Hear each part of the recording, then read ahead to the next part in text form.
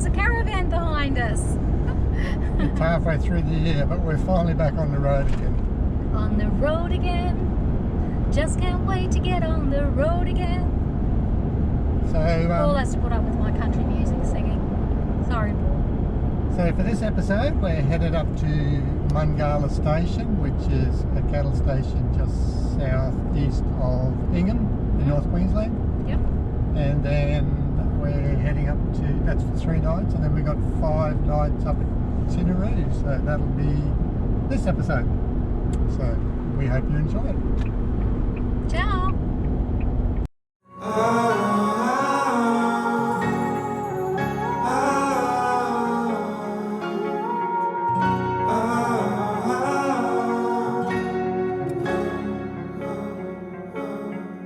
Standing underneath the rows of trees, I can see where the ocean meets the sky.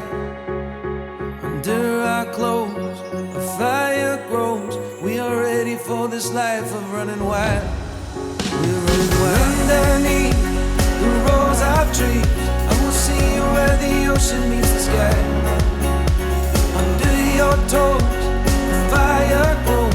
You are ready for a different kind of life. Silent fall, the wind is cold. You must return to the wild.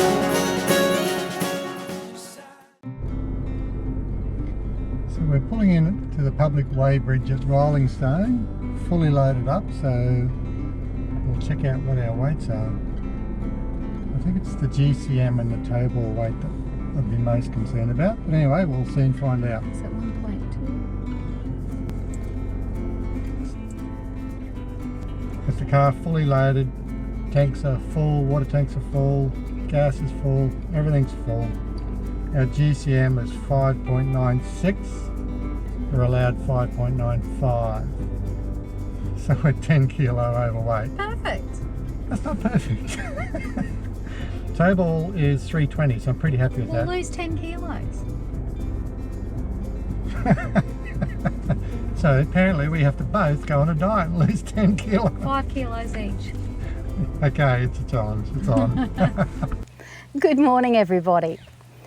We've arrived at Mangala Station and are staying here for 3 nights. The station is owned by the Nawagi. I hope I've pronounced that right, but I may not have done, so sorry. So the Nawagi Aboriginal people, and it is a working cattle property located about 10 kilometres southeast of the sugarcane township of Ingham in the far North Queensland.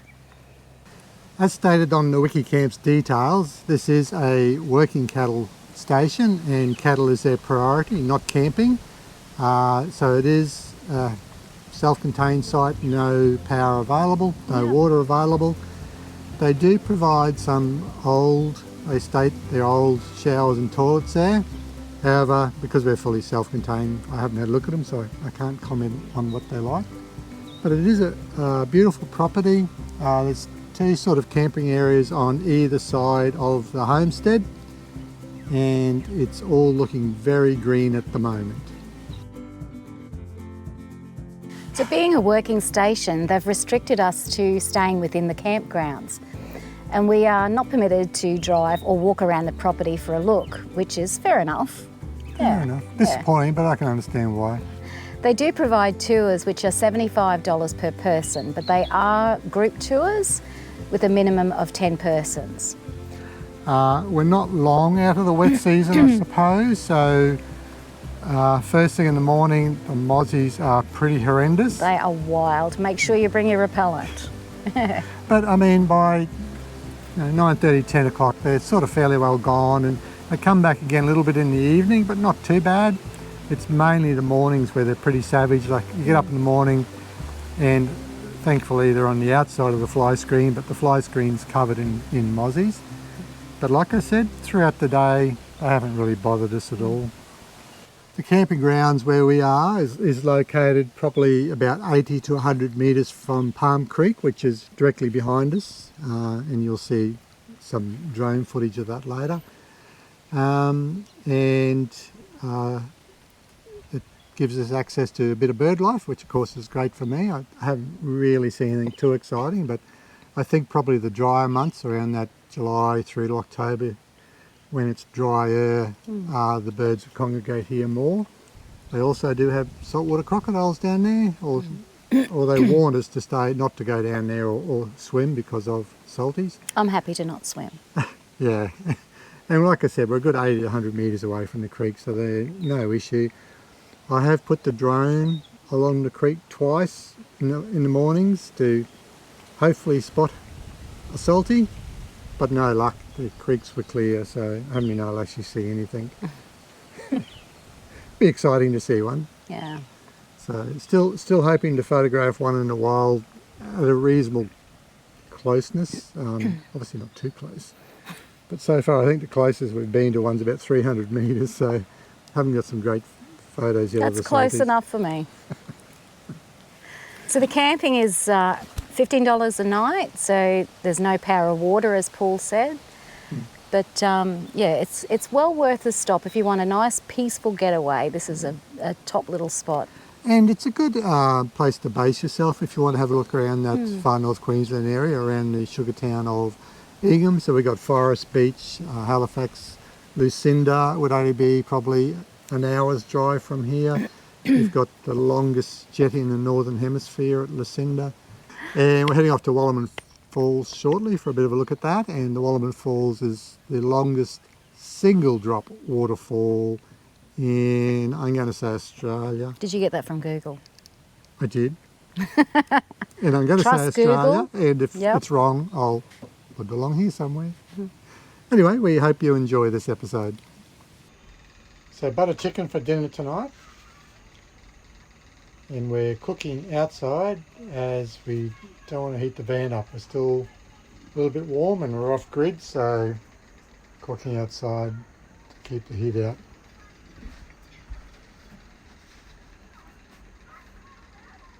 And the finished product. Yum yum. This will be nice. Just beautiful, isn't it? It sure is. See the ray of sun coming down through that cloud over there? It's going to be a beautiful sunset. I think it will be. I'm glad the rain's gone, but the clouds are nice. They add to the sunset. And we have a bird visiting us. What is it? It's the white-gaped honeyeater. You've gotten him previously, haven't you? Yeah. You can never have too many photos, can you? How far away is the water? 100 metres. This is as good a day as any to start the rebuilding of life. The roads that lay open are many when the old one's gone under the knife. And I can feel the sun on my skin, beginning to thaw from within.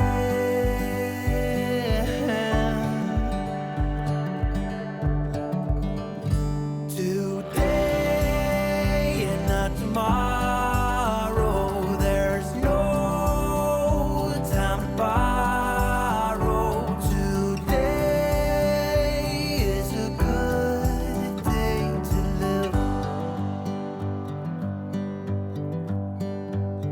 This morning has a clearer light as any to see the horizon in the far. Excuses were 2 for a penny, but they've all gone out the window of this car. And when I feel the wind on my face, all that ever was is a rage.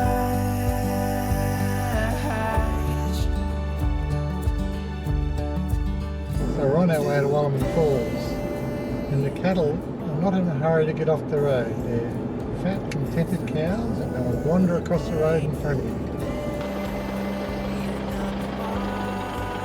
Hello, Mookia. Hello. You could get off the road. Something's gotta give today.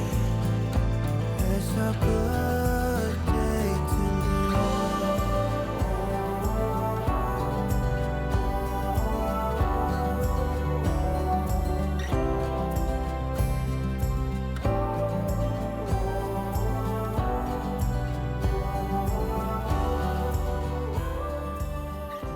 The trip up to the falls has been a pleasant drive. It's about 47 kilometres from Mungalla Station, travelling through the township of Ingham. About half of the drive is through the cane fields and farming area, and the last bit is driving up the range to the falls.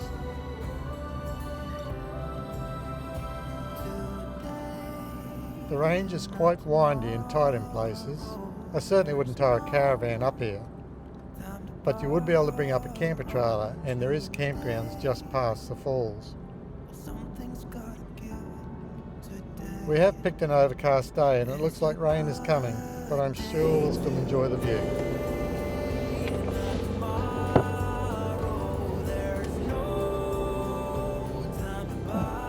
It's a bit busy. Yeah. Thankfully those two bikes are left. So that's where we set up in there.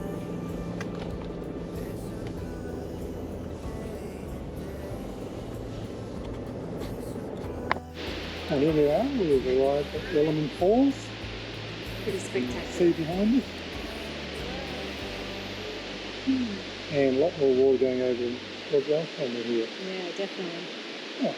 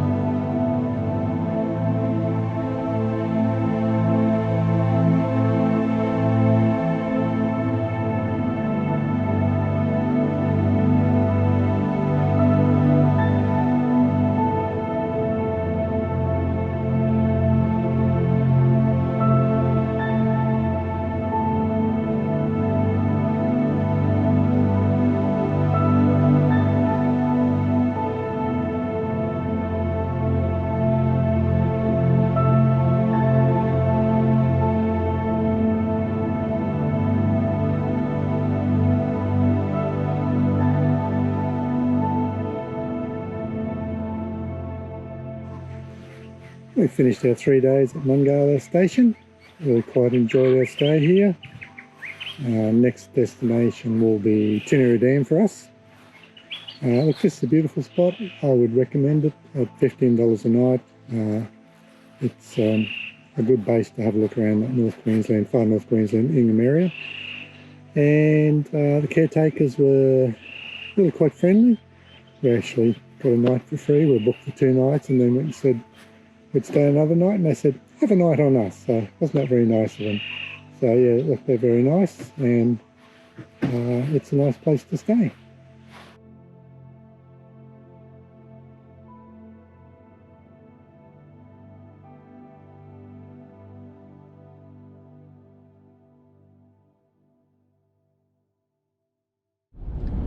Well, Tinnery Dam is about 3 hours north of Mungalla Station, and we are currently travelling through Bowen, which is about 3 hours south of Mangala Station. So that didn't quite go to plan. So we were going to go to Tinnery Dam, but some friends of ours are wanting to go up that way in a few weeks' time, so we're going to go up with them in a few weeks' time. And it'll be nice and cold. It'll be even colder then, yeah. So change of destination, we're now heading to a hip camp Do you remember the name? Black Iron Station? Black Iron? Yeah. Something like that. Black Iron Hipcamp. We'll put some details on the screen. So it's a hip camp which is about half an hour southwest of Proserpine.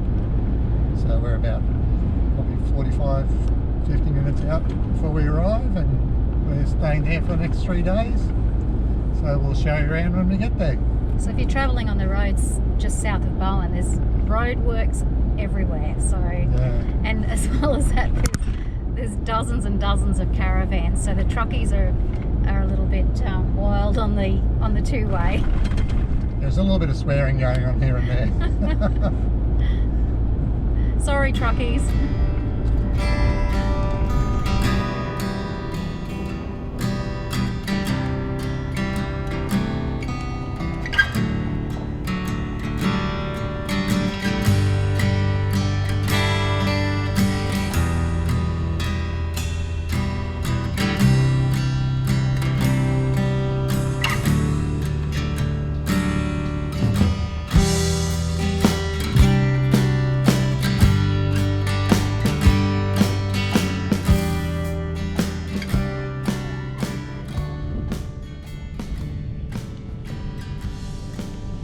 There you go, mate.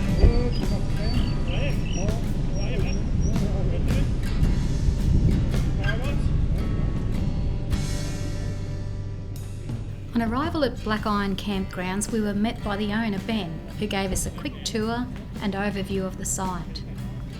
Black Iron is a cosy camp paddock situated on the bank of the Andromache River. I hope I pronounced that correctly.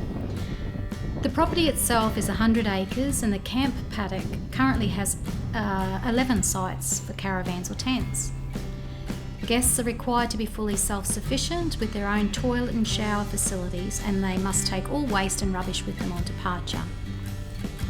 During our stay, we were able to peek inside the tiny home accommodation they have in the camp paddock, and we're really quite surprised to see that it was fully equipped with a couch, kitchenette, a nice sized bathroom and a comfortable bed in an upstairs loft.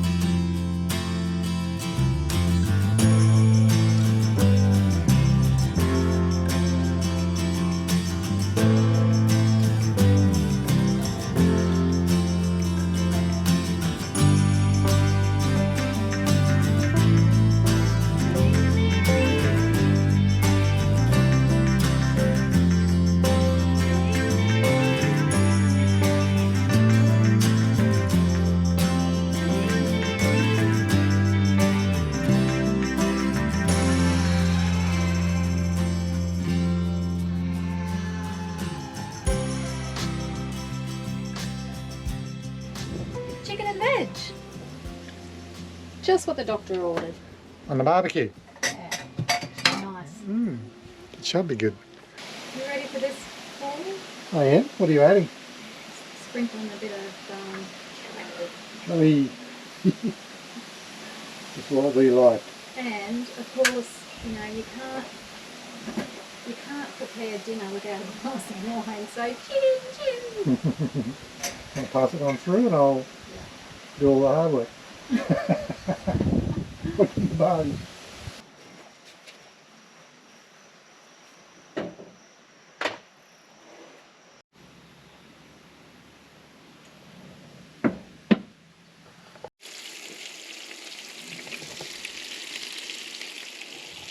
I think this is just about done. Another couple of minutes. Cheers. So the campground is near a river, and Ben informs us there's a nice swimming hole down here. It's not the best of days weather-wise. The sun's just popped out, but it's been pretty overcast all day. And quite windy too, isn't it? Yeah, it is a little.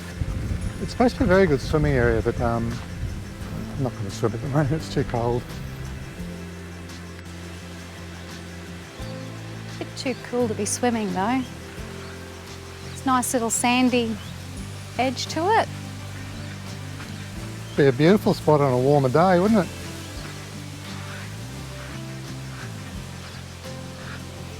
Test the water. You test the water.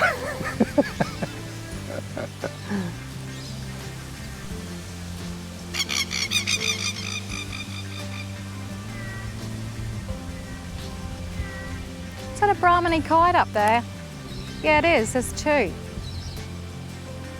Oh yeah, it is too. Yeah, two of them. I just said that. Two Brahmanis.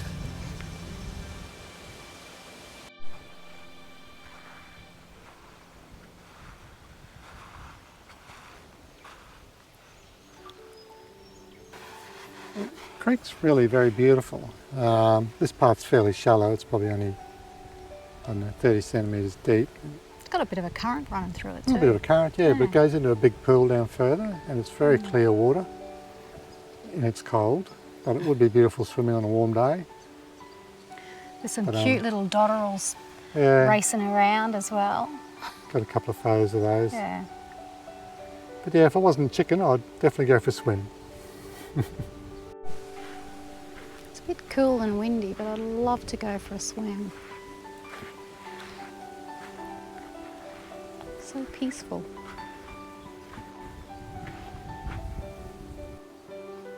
Yep. Couple of wedgies.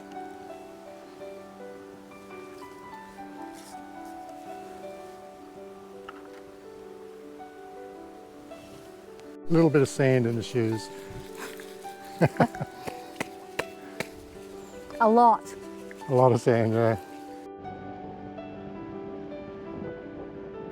We went for a drive down to Midge Point, which is located on the Whitsunday coast, about 40 kilometres southeast of Black Iron campgrounds. The area is known for its fishing and crabbing, and there are a couple of paid campgrounds near Midge Point, as well as a caravan park.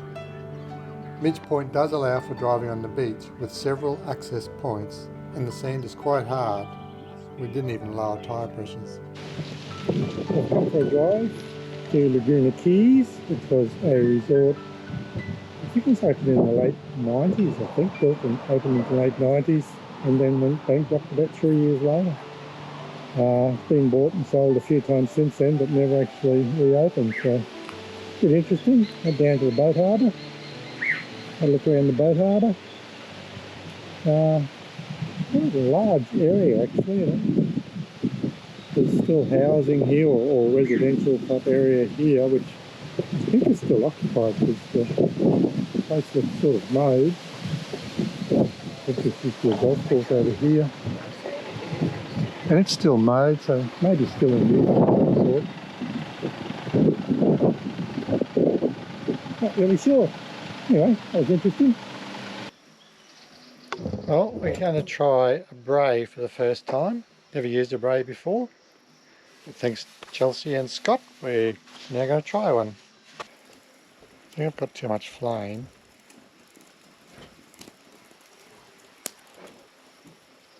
And I wonder if it should be on the run below instead of sitting so high up. But there is too much flame there now. Anyway, first time, we're learning. Well, it looks alright, but I guess eat test will be when we eat it. Looks alright. What do you think? Yeah, it's lovely. First time? Let's taste it and see. Good morning. Good morning. Well, we're on another day trip. I love these day trips. Yeah, so this time we're heading out to have a look at Lake Proserpine. Yeah. Have you been there before? No, I don't think so. Okay, so first time. If I have, I've forgotten that. It comes with age. There is a campsite out there, so I'll be interested to have a look at that as a future camping spot. So we'll show you around when we get there. I think there's a caravan park and a campsite. But anyway, we'll have a better look when we get there. Yep. Let you know. Beautiful blue skies. Oh, it's a different day today. Absolutely gorgeous. Yeah. Almost no wind and blue skies, so that's good. So clearly, Google has led us down the wrong path.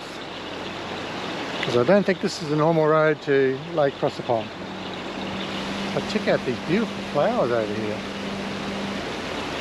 Anyway, a river crossing on the way. So we arrived at Lake Proserpine and we've just pulled into the little kiosk here. About to have a look around. It looks great actually. It's $8 per person per night camping, so $16 for two of us, or that's going up to $10 in July. But you do get showers and toilets, no power obviously. You do get showers and toilets, and you even get free Wi-Fi in some parts of it. Looks like it's pretty much just pull up wherever you like.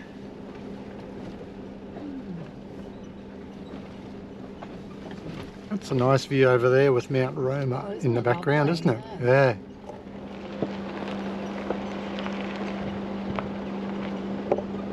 So they have a boat ramp here as well. Plenty of barramundi. They stock it with 20,000 fingerlings every year. Got a washdown area as well. And, oh yeah, even a washdown area for boats and things there. And red claw as well.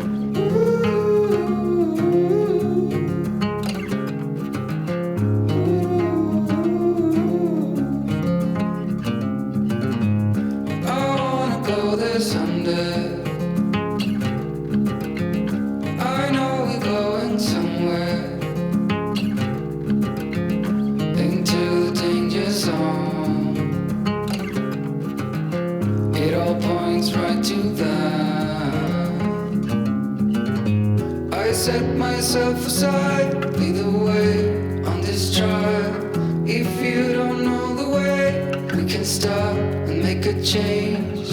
I know we walk for days, losing hope, fading love. This night will be okay, waking up to another day.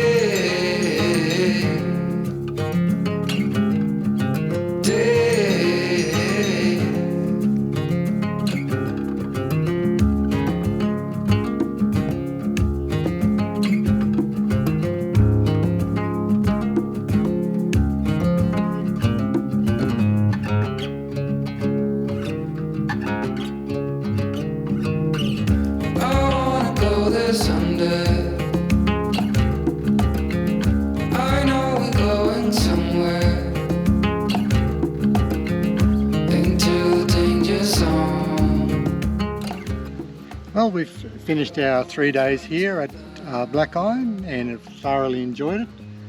Last night we had ourselves a camp oven lamb roast. Next to a lamb paddock.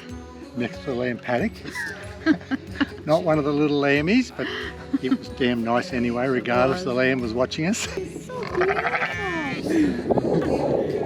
Almost feel guilty eating lamb roast, but no. But anyway, Ben, the owner, lovely bloke, he come around and explained that the American term for camp ovens is black iron. Hence the name. Hence the name of their campgrounds, Black Iron Campgrounds. So, learn something new. Ben and Casey are very welcoming, so make it your go-to list. Put it on your go-to list. Yeah, if you're in the Proserpine, pop in and say hello. Come into the Proserpine area. This and Lake Proserpine both recommend great spots. Although we didn't stay at Lake Proserpine, we certainly had a look at it. It was very nice. And he plans to make some changes here. at the moment to get down to the creek's a bit of a walk around the end paddock to get down there, but he's going to put trucks down through to the creek from various locations and put some further campsites down along the creek bank. I think the plan is to add some more of those tiny homes. Unfortunately, we didn't get to film inside the little tiny home because that was occupied yesterday. But they're really, really lovely, very, very homely and surprisingly roomy, hey? Yeah, they're a bit like the size of probably, on the outside they look just marginally bigger than our caravan, if anything. And they are on wheels and on a trailer, so they can be moved around. But they're fairly high, and part of the reason for that is the bedroom suite is a loft. And that gives so much room underneath it then. Like, I really thought that the toilets and showers are probably quite small on there to make it homely, but they're way bigger now. Quite large, yeah. Because of the loft concept. So that's great, and they're going to put some more of those in, which will be really interesting. But anyway. So the property itself is what, over 100 acres? Yeah, I think it was over 200 acres. Yeah, they've got a fair bit of property around the place, and cattle over further, and the lammies in the paddock next door. Anyway, that'll They're be so cute. They are. That's the end of this episode. So we're not sure where we're headed next, but see you on the road. Ciao. Ciao. Time to buy